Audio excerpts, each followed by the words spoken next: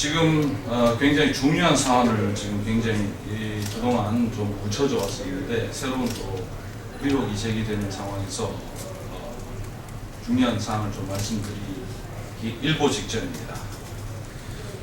이 노무현 정부의 전자정부 시스템이 통째로 탈취됐고 이 부분들이 어떻게 이용되는가 했을 때 전 국가에 쉽게 얘기해서 외교정보 전용망, 그 다음에 지자체 행정정보 시스템, 그리고 전 정부 부처의 통합 전산 시스템이 통째로 지금 적국에, 쉽게 얘기하면 북한에 넘어갈 수 있는 가능성이 아주 높은 모든 IP와 유동 IP, 패스워드까지 다 넘어가 있을 수 있는 가능성이 굉장히 높은 그런 사안입니다. 지금부터 하나하나 설명을 좀 드리겠습니다. 노무현 정부가 임기 종료를 한 달여 앞두고 각 부처와 지방자치단체, 국회 등에서 사용하는 36개 국가 시스템의 설계도와 시스템 구성도 그리고 보안 기술 등 관련 자료를 무단 탈취했다는 주장이 제기되고 있습니다. 한국정보사회진흥원은 2008년 1월 21일 청와대 업무혁신비서관실의 요구로 노무현 정부 5년간 수행된 116개 전자정부 사업 관련 현안 내용을 외장 하드 형태로 청와대에 제출을 했습니다.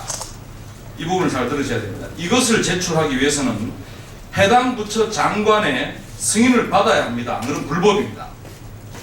당시 노무현 정부의 청와대에서는 해당 장관의 승인도 없이 문재인 비서실장의 결제 도장이 찍힌 공문으로만 강제로 이를 빼앗아 간 것입니다.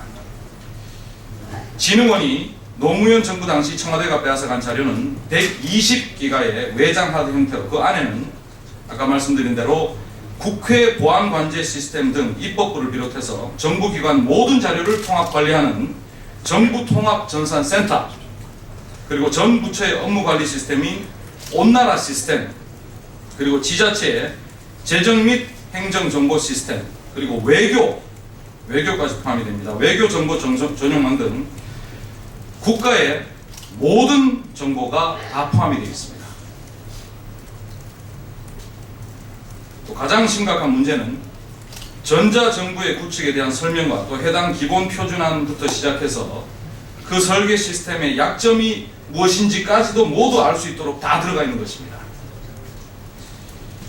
그 속에는 또 뭐가 있냐면은 아까 말씀드린 대로 유동 IP 그리고 고정 IP 그리고 패스워드 같은 국가 시스템에 관련된 모든 정보가 있기 때문에 북한이나 테러 집단 등에 유출될 경우에 해킹 위험에 무방비로 되는 상태가 되어버립니다. 대략 5개월여 동안의 이 노무현 정부 측에 머물렀던 이 외장 하드가 반납되어진 날짜도 정확히 밝혀지지 않고 있습니다.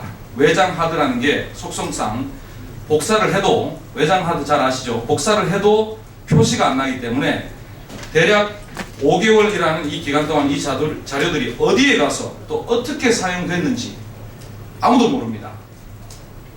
이 부분에 대해서 문재인 의원은 충분히 밝히고 설명을 해야 할 것입니다. 이 사건이 발표되고 난 이후에 행안부에서는 현재 지금 모든 IP와 쓰지 않고 있는 고정 IP를 교체하는 작업을 했다고 합니다. 또 정부 부처의 설계 시스템에 대한 보안 작업을 다시 하고 있습니다. 이게 얼마나 심각한 문제인지 이제 아시겠습니까? 문재인 의원은 자신의 직인이 찍힌 공문으로 자료를 건네받은 만큼 그 이유와 자료의 소재 등에 대해서 국민이 납득하도록 성실히 밝혀야 할 것입니다. 또한 노무현 정부 전자정부 사업 성과 확인에 전 국가 시스템의 설계도와 시스템 구성 그리고 보안 관련 세부 자료들이 왜 필요했는지 또 진흥원이 자료 보안 및 이 법 위반을 우려해서 제출을 거부했을 때 문재인 당시 비서실장이 찍힌 공문을 보내면서까지 받아야 했던 그 이유를 구체적으로 밝혀야 합니다. 진흥원이 이 대통령실에 보낸 116개 사업의 시스템 설계도와 완료 보고서 그리고 구축 전 과정에서 나온 산출물들이 어디에 쓰였는지 또한 이 복제가 돼서 외부로 유출이 됐는지 여부에 대해서 이 정확한 해명이 필요한 것입니다. 민주당은 이 사건이 사초 실종 이상의 사건임을 분명히 명심을 해야 할 것입니다. 다음, 지금 우리가 지금 준예산 나오고 있죠.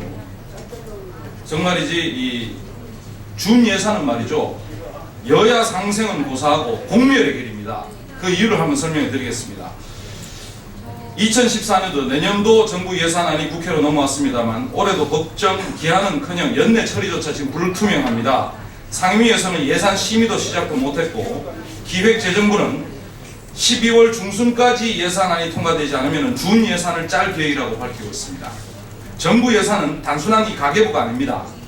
국가 전체의 생산과 고용에 영향을 미치는 예산 규모와 또 재원 조달 방법, 그리고 공공 수요와 민간 수요의 배분 비율, 그리고 국민 계층 간의 조세 부담률에 관한 의사결정이 들어있다는 얘기를 말씀드리겠습니다. 숫자로 쓴 이 국정 철학입니다.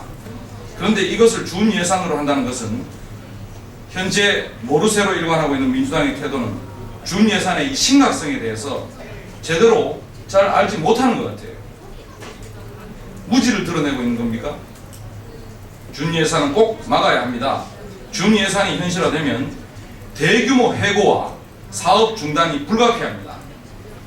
어떤 상황들이 일어나게 될 것인지 좀 말씀드리겠습니다. 당장 정부 예산으로 운영되는 10만여 명의 공공근로자들의 일자리가 날아가게 됩니다. 아시겠습니까? 법률상 기관이 아닌 일반 사업비로 고용된 직원에 대한 인건비 지급도 중지됩니다. 그리고 중앙정부는 물론이고 지자체 등에서 집행하는 사업비로 고용하고 있는 계약직의 대부분의 임금을 지급할 수 없게 됩니다. 소급 지급도 어렵게 됩니다. 적은 급여를 받아서 생활하고 있는 대부분의 계약직 직원들, 그리고 연구자, 그리고 민간 사회복지시설 종사자 등의 인건비 지원이 중단됩니다. 상당한 공공서비스가 차질을 빚을 수밖에 없게 됩니다. 또 노인 지원 일자리 같은 이 재정 지원 일자리 65만 개의 지원이 전면 중단됩니다.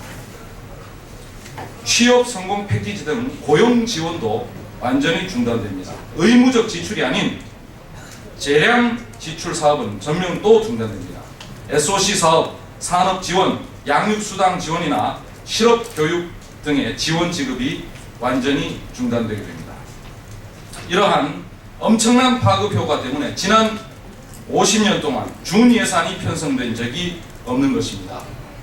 경제 회복을 위해서 정부가 한 푼이라도 더 지출을 해야 할 때 이 편성된 예산도 집행하지 못한다면은, 지금 기존에 편성된 예산도 제대로 집행하지 못하면은 경제에 결정적인 피해를 끼치게 될 것이고 엄청난 피해를 국가에 그리고 우리 국민들에게 고통을 안겨줄 것입니다. 준 예산은요 꼭 막아야 합니다. 이런 상황임에도 불구하고 민주당은 아직까지도 국가 기관 대선 개입을 둘러싼 공방으로 전국을 극한 대치 상황으로 내몰고 있습니다. 이는 민주당의 자멸의 길입니다. 더 나아가서 여야의 공멸의 길임을 분명히 명심해야 할 것입니다. 이상입니다. 고맙습니다.